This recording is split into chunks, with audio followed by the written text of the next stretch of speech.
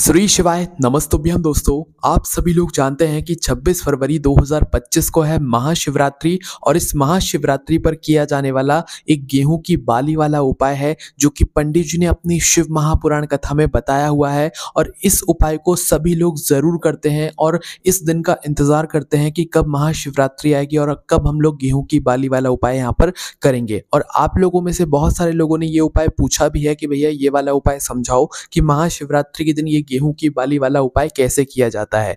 अब आप लोग सोच रहे होंगे कि आखिर ये महाशिवरात्रि के दिन कौन सा गेहूं की बाली वाला उपाय है जो कि इतना ज्यादा खास है। तो दोस्तों, महाशिवरात्रि के दिन किया जाने वाला ये गेहूं की बाली वाला उपाय इसलिए बहुत ज्यादा खास है क्योंकि इस गेहूं की बाली वाले उपाय को करने से पता है आपको क्या होता है। इस उपाय को करने से दोस्तों आपके घर में धन दौलत आती है, आपके घर में माता लक्ष्मी जी का आगमन होता है, आपकी जमीन जायदाद बढ़ती है। आपके पास अगर कुछ भी नहीं है इस समय तो आप इस उपाय को एक बार कर लीजिए और धीरे धीरे करके आप खुद देखिएगा कि आपको इस उपाय को करने के बाद किस किस चीज की प्राप्ति होती है, आपके पास कहाँ कितना पैसा आता है, आपके पास कितनी जमीन जायदाद हो जाती है, कितने घर आपके यहाँ पर बन जाते हैं। पर उपाय जब सही तरीके से करोगे और सही विधि से करोगे तभी आपको इस उपाय को करने का फल मिलेगा। आपने देखा होगा बहुत सारे लोग परेशान होते हैं कि भाई उनके पास गाड़ी नहीं है, उनके पास घर नहीं है, उनके पास जमीन जायदाद नहीं है, पैसों की बहुत कमी है, धन की बहुत कमी है, पैसा घर में आता ही नहीं है, तो बहुत ज्यादा परेशानी रहती है ना। तो उन लोगों के लिए ये वाला उपाय विशेष है। ये जो लोग परेशान हैं, जिनके घर में मतलब कुछ ना कुछ परेशानियां चल रही हैं, धन दौलत से जुड़ी हुई, जमीन जायदाद से जुड़ी हुई, तो वो लोग इस महाशिवरात्रि पर इस गेहूं की बाली वाले उपाय को जरूर करें। ठीक है, तो आइए जानते हैं कि इस महाशिवरात्रि पर, जो कि इस बार 26 फरवरी 2025 के दिन पड़ रही है, तो इस महाशिवरात्रि पर आप लोगों को गेहूं की बाली वाला उपाय आखिर करना कैसे है ना। तो देखिए, सबसे पहली चीज ये वाला जो उपाय है ये घर के किसी एक बड़े सदस्य को करना है, सबको करने की जरूरत बिल्कुल भी नहीं है। इस बात का ध्यान रखिएगा। ये वाला उपाय विशेष रूप से घर की जो बड़ी माताएं बहनें होती हैं उन माताओं बहनों में से कोई भी एक माता बहन कर सकती है। अगर किसी कारणवश घर में माताएं बहनें उपस्थित ना हो तो फिर घर का जो बड़ा सदस्य हो, फिर चाहे वो पुरुष ही क्यों ना हो, वह भी अपने घर परिवार के लिए ये वाला उपाय कर सकता है। विशेष रूप से ये वाला उपाय धन संपदा को बढ़ाने के लिए है, इसलिए आप लोग इस बात का ध्यान रखिएगा। ठीक है, तो देखिए, महाशिवरात्रि के दिन सबसे पहली बात आपको उपाय के नाम में समझ आ गया होगा कि गेहूं की बाली वाला उपाय है, तो इसमें हमें गेहूं की बाली की आवश्यकता जरूर पड़ेगी। ठीक है,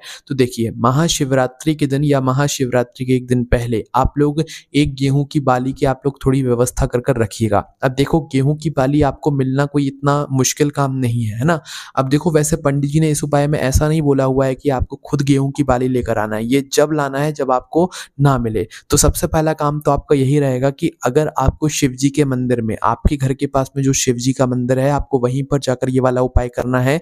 ये उपाय घर पर नहीं होगा, ये बात हमने आपको पहले ही बता दी। तो देखो, अगर आपके घर के पास में जो शिव जी का मंदिर है, अगर आपको वहां पर चढ़ी हुई गेहूं की बाली मिल रही है तो आपका उपाय हो जाएगा, आपको अलग से गेहूं की बाली लेकर जाने की जरूरत नहीं है। और अगर आप लोग मंदिर पहुंच गए, आपको गेहूं की बाली नहीं मिली, तो फिर यहाँ पर उपाय करने में आपको दिक्कत होगी। इसलिए आप लोग कोशिश यही करें कि अपने घर से अपनी बाली लेकर जाएं और अपनी ही बाली से उपाय करें। अन्यथा आपको विश्वास है कि हाँ, हमें शिवलिंग पर गेहूं की बाली चढ़ी हुई मिल जाएगी, भले वो किसी ने चढ़ाई हुई हो, पर चढ़ी हुई मिल जाएगी, तो आप बिना गेहूं की बाली लेकर भी शिव जी के मंदिर जाकर उपाय कर सकते हैं। पर अगर आपको डर है कि मिली या ना मिली तो फिर हम परेशान होंगे, तो इस वजह से आप अपने घर से ही गेहूं की बाली लेकर जाइएगा, है ना। गेहूं की बाली जिसको समझ नहीं आया है तो हम बताते हैं आप लोगों को कि मतलब गेहूं जिस चीज के अंदर से निकलता है वही गेहूं की बाली होती है। और यही वो समय होता है जब खेतों में गेहूं की बालियां आना शुरू हो जाती हैं या आ चुकी होती है ना। तो आप किसी भी गेहूं के खेत में जाएंगे तो आपको गेहूं की बाली आराम से देखने को मिल जाएंगी। आप वहां से एक दो गेहूं की बाली तोड़कर लेकर आ जाएगा। ऐसा मत कीजिएगा कि उस गेहूं की बाली में से आप गेहूं निकालना है, नहीं, गेहूं की बाली आपको पूरी एक तोड़कर लेकर आनी है। एक से ज्यादा भी लेकर आ सकते हो, पर हमें सिर्फ यहाँ पर एक गेहूं की बाली की आवश्यकता यहाँ पर पड़ने वाली है। और जिसके यहाँ कोई समस्या हो कि भाई गेहूं की बाली ना ला पा रहा हो, तो वो अपने घर से, जो घर में गेहूं के दाने रखे हुए होते हैं ना, तो अच्छे अच्छे 11 गेहूं के दाने आप लोग निकाल लीजिएगा और उन 11 गेहूं के दाने से आप फिर उपाय कर सकते हैं। ठीक है, बाकी गेहूं की बाली मिल रही है तो ज्यादा बेहतर है, इस बात का ध्यान रखिएगा। ठीक है, तो करना क्या है, आपको जो है मतलब महाशिवरात्रि के दिन सुबह सुबह इस उपाय को करने के लिए अपने ही घर के पास में जो शिव जी का मंदिर है वहां पर पहुंचना है। कोशिश करना कि सुबह आप इस उपाय को कर लो। बाकी पूरा दिन भर रहता है महाशिवरात्रि का शिव जी की पूजन अर्चना करने का, उनको प्रसन्न करने का, उनके लिए उपाय करने का। तो पूरे दिन भर में आप कभी भी कर सकते हो, सुबह दोपहर या शाम को, पर कोशिश करना अपना उपाय सुबह सुबह बढ़िया से हो जाए, है ना। तो सुबह सुबह आपको सबसे पहले तो हम आपसे यही कहेंगे कि आप मंदिर के मतलब मंदिर के भरोसे मत रहिए कि वहाँ पर आपको चढ़ी हुई यहाँ पर गेहूँ की बाली मिल जाएगी। हाँ, लोग उस दिन चढ़ाएँगे, बिल्कुल चढ़ाएँगे, पर कोशिश करना आप खुद से बाली लेकर जाओ ताकि आपको वहाँ पर परेशानी ना हो, ठीक है? तो खुद से 1 दिन पहले आप लोग गेहूँ की बाली घर में किसी से मँगवा लीजिएगा, है ना? ये कहीं आपको बिकती हुई भी उस दिन नज़र आ जाएँगी तो आप देख सकते हैं, जहाँ से भी आप लाना चाहें वहाँ से लेकर आ सकते हैं। 1 गेहूँ की बाली आपको यहाँ पर लेकर आना है, ठीक है? जिसको गेहूँ की बाली ना मिले तो वो अपने ही घर से 11 गेहूँ के दाने आखे मतलब कि बिल्कुल साबुत 11 गेहूँ के दाने अपने घर से ही लेकर जो है शिव जी के मंदिर जा सकते हैं। पर ध्यान रखना, यहाँ पर आपको 11 नहीं 12 गेहूँ के दाने चाहिए पड़ेंगे, क्योंकि जो गेहूँ की बाली हम लोग लेकर जा रहे हैं, इस गेहूँ की बाली में से भी हमें 12 दाने निकाल कर फिर उपाय करना है, ठीक है? पर ये बात हमने उन लोगों के लिए बोल दी है जिन लोगों को गेहूँ की बाली ना मिल पाए, तो भाई वो लोग क्या कर सकते हैं कि अपने ही घर से जो है 12 गेहूँ के दाने निकाल सकते हैं और उनसे फिर जाकर उपाय कर सकते हैं, ठीक है? तो आपके ऊपर है, आपको जैसा अच्छा लगे आप वैसा ज़रूर कीजिएगा, ठीक है? तो अब करना क्या है, आपने गेहूँ की बाली ली, कोशिश करना कि कुछ पूजन सामग्री भी आप अपने साथ में ज़रूर लेकर जाओ। 1 लोटा जल कम से कम ज़रूर लेकर जाओ अगर सुबह के समय उपाय कर रहे हो। शाम के समय कर रहे हो तो एक गोल बाती का, शुद्ध देसी गाय के घी का दीपक लेकर जाना तो ज़्यादा बेहतर रहेगा, ठीक है? तो सुबह-सुबह आप जैसे ही अपने घर के पास में जो शिव जी का मंदिर है वहाँ पर जैसे ही पहुँच जाते हो, तो पहुँचने के बाद ज़्यादा से उपाय नहीं करना है। सबसे पहले भगवान शिव जी के मंदिर में पहुँचकर आपको भगवान शिव जी पर 1 लोटा जल चढ़ाना है। महाशिवरात्रि के दिन चढ़ाए गए 1 लोटा जल का हमें बहुत ही बड़ा यहाँ पर फल देखने के लिए मिलता है ना। तो जैसे ही आप लोग शिव जी के मंदिर पहुँच जाते हैं, तो यहाँ पर देखिए अब थोड़ी समझने वाली बात है, ध्यान से सुनिएगा, समझिएगा। आपके घर में धन संपदा को बढ़ाने वाला ये उपाय है। अगर आप लोगों को शिवलिंग पर चढ़ी हुई बेल मतलब जो गेहूँ की बाली है वो मिल जाती है, आप सोच कर आए हैं घर से कि हमें तो शिवलिंग पर चढ़ी हुई गेहूँ की बाली मिल जाएगी, तो यहाँ पर कोई दिक्कत नहीं है। और अगर गेहूँ की बाली शिवलिंग पर नहीं चढ़ी हुई हो, तो 1 लोटा जल चढ़ाकर या अपनी पूजन अर्चना कर कर सबसे पहले आप जो अपने साथ में गेहूँ की बाली लेकर आए हुए होंगे, उस गेहूँ की बाली को आप शिवलिंग के ऊपर चढ़ा दीजिए, क्योंकि इसे कुछ समय हमें चढ़ाने के बाद ही उपाय करना है। क्योंकि पहले से जो चढ़ी हुई होंगी वो तो पहले से चढ़ी हुई होंगी, उनसे तो हम सीधा उपाय कर सकते हैं, पर जो आप अपने घर से लेकर आए हुए हैं गेहूँ की बाली या कहीं से तोड़कर लेकर आए हुए हो, तो उसे सबसे पहले शिव जी के मंदिर में पूजन अर्चना करके या जल चढ़ाकर शिव जी पर पहले चढ़ा दीजिएगा, ठीक है? और चढ़ाने के बाद अगर आप गेहूँ की बाली की जगह 12 गेहूँ के दाने लेकर गए हुए हो, तो अपने वह गेहूँ के दाने अच्छे से शिवलिंग के ऊपर चढ़ाना, उनमें से एक भी दाना इधर-उधर गुम ना हो जाए, क्योंकि ये दाने हमें वापस चाहिए पड़ेंगे, है ना? तो देखिए यहाँ तक आप लोगों को बात समझ आई। अब क्या करना है आप लोगों को कि जो मतलब शिवलिंग पर पहले से जो गेहूँ की बाली चढ़ी हुई हो या आपने चढ़ाई हुई हो, आपने चढ़ाई हुई हो तो कम से कम 1 मिनट, 2 मिनट या 5 से 10 मिनट आप लोग रुक जाइएगा, उसके बाद ही उपाय कीजिएगा। और अगर आप लोगों को शिवलिंग के ऊपर पहले से गेहूँ की बाली चढ़ी हुई मिली हुई है, तो आप लोग फिर सीधा अपना उपाय कर सकते हैं, ठीक है? बाकी आपने खुद ने चढ़ाई है तो कम से कम 1-2 मिनट ज़रूर रुकिएगा, उसके बाद ही में फिर अपना उपाय करना शुरू कीजिएगा। इस बात को ध्यान से समझ लीजिएगा और सुन लीजिएगा, ठीक है?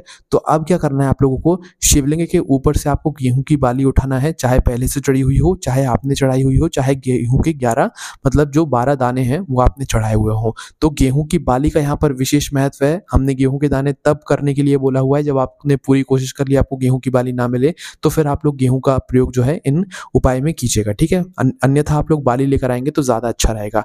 तो आपको क्या करना है, अब शिवलिंग के ऊपर से एक बाली उठाना है गेहूँ की, जो आपने चढ़ाई हुई है या आपको पहले से चढ़ी हुई मिली है, वो एक गेहूँ की बाली उठा लो। उस गेहूँ की बाली के अंदर से अब आपको निकालने हैं गेहूँ के दाने। कितने?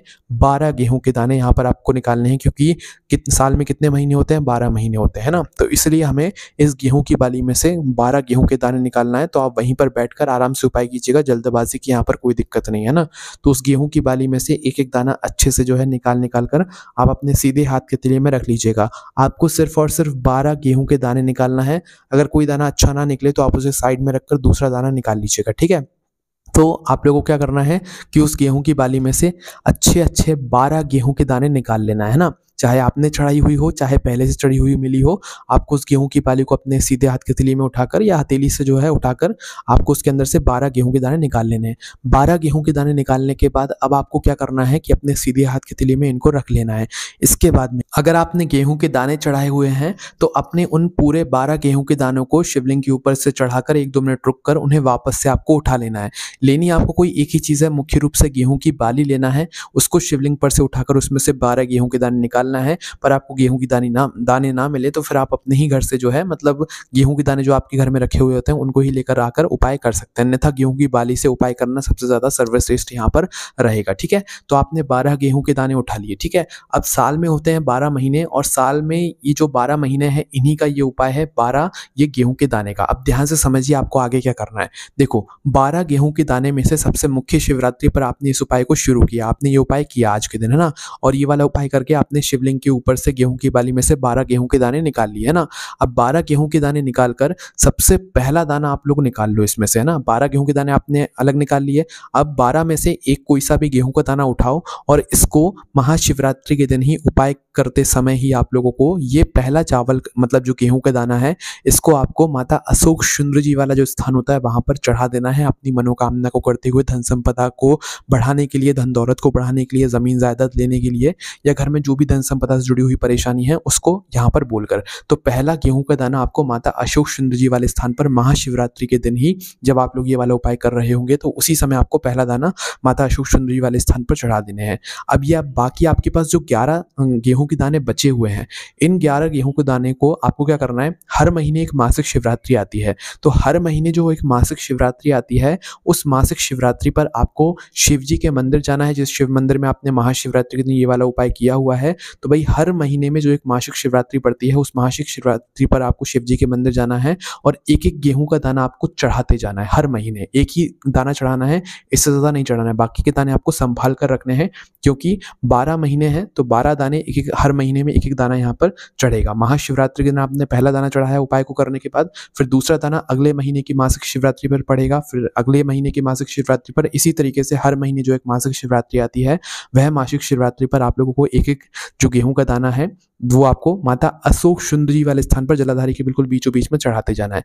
इस तरीके से आप लोगों को जो है ये गेहूं की बाली वाला उपाय करना है और जैसे जैसे आपका ये दाना माता अशोक सुंदर जी वाले स्थान पर हर एक दाना हर एक महीने में चढ़ता जाएगा, आपके घर में पैसा बढ़ता जाएगा, धन दौलत बढ़ती जाएगी। महाशिवरात्रि के दिन से पर ये वाला उपाय शुरू होता है, इसके अलावा और कभी नहीं होता है, इस बात का ध्यान रखना। बहुत ही विशेष उपाय है ये और हर महीने की जो मासिक शिवरात्रि है उस दिन आपका एक जो चावल का दाना है ये आपको उस शिव जी के मंदिर में जाकर जरूर चढ़ाना है जिसमें आपने ये वाला उपाय किया हुआ है। ठीक है, बाकी के दाने जो है आप संभाल संभाल कर रखते जाइएगा और जैसे ही आप लोगों का अगला साल आएगा, मतलब कि जो आखिरी मासिक शिवरात्रि पड़ेगी महाशिवरात्रि से पहले वाली, उस दिन आप उस महीने में आपका आखिरी वाला चावल का दाना शिवलिंग में चढ़ जाएगा और आपका ये वाला उपाय पूरा हो जाएगा। पर उस उपाय को पूरा करने तक आपकी जीवन की सारी दुख और परेशानियां दूर हो जाएंगी, धन संपदा से जुड़ी हुई, और आपके घर में पैसों की कभी कमी नहीं होने वाली है। तो इस तरीके से दोस्तों आप लोगों को ये वाला उपाय करना है। ये वाला उपाय बहुत खास है, आप लोगों को हमने अच्छे से समझाने की कोशिश करी है।